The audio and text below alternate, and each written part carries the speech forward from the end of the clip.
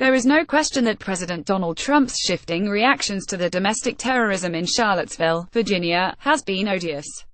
While he condemned the murder of Heather Heyer, his equivocations, hedges and moral equivalency in the last few days signal a quiet approval of white supremacists. What about the alt-left? This is particularly odious because of America's shameful history of slavery and the subjugation of black citizens. It is our original sin, and we expect our modern presidents to help clean the stain, not excuse it.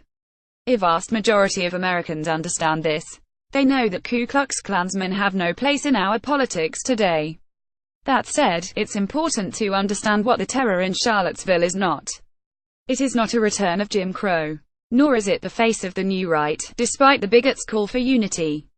It is not the dawn of American fascism either. Rather it is the growl and gasp of a hateful and hopeless fringe. Consider the terrorist James Fields Jr. He dropped out of the army. He had until recently lived with his mum. He grew up in a fatherless home. He had trouble making friends. He suffered from the same kind of alienation that drives young men and women to join the Islamic State. Indeed, he chose to murder his victim by ramming his car at full speed into a crowd, the same technique used by the radical Muslims in Europe his movement deplores. It's important at this moment to remember that terrorism and street fights are the recourse of the weak. Radical movements that cannot advance their agenda through the ballot will choose bloodshed. But this does not mean their agenda will succeed. If American history is any guide, they never do. From the anarchists at the turn of the 20th century to the weather underground of the 1970s, radical movements have failed. The chances that the bigots in Charlottesville can bring back segregation are as non-existent as those that husband and wife shooters of San Bernardino, California, had in heralding an era of American Sharia.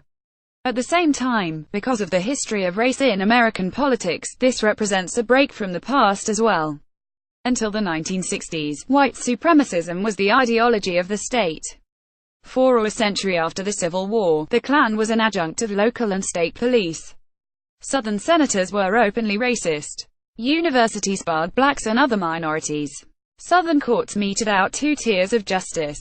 Blacks were lynched while the lynch mobs walked free. One of the triumphs of the civil rights movement was to smash apart this foul system. And while cynical politicians play on racial resentment through code words and dog whistles, the old order is not coming back. None of this is to say that America has solved its race problem. Blacks and other minorities are still disproportionately targeted in the nation's pointless war on drugs. The work of perfecting our union is never done. But the norms that Mr. Trump tried to destroy as a candidate are not as fragile as the bigots would like to think.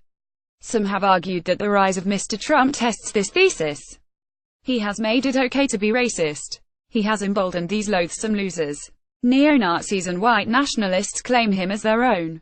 He is their president, so the argument goes. So far, though, there is little evidence to show Mr. Trump's tolerance for these thugs has made white supremacism any more tolerable in our politics. When the former Klan leader David Duke ran in an open primary in the deep southern state of Louisiana last summer, he only got 3% of the vote. Mr. Trump's initial mealy-mouthed response to the Charlottesville terror earned him rebukes from across the political spectrum, including leaders within his own party, such as Marco Rubio and Ted Cruz. His Attorney General, Jeff Sessions, wasted no time calling Mr. Fields a domestic terrorist. Since the incident, Mr. Trump has had to abolish his manufacturing council after business leaders resigned en masse.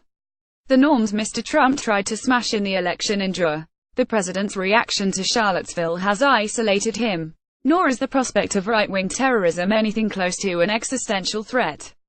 Between 2000 and 2016, white supremacists were responsible for 49 murders in 26 attacks, according to a recent FBI Department of Homeland Security report published this week by Foreign Policy magazine.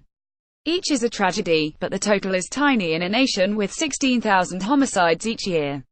There is a reason for this.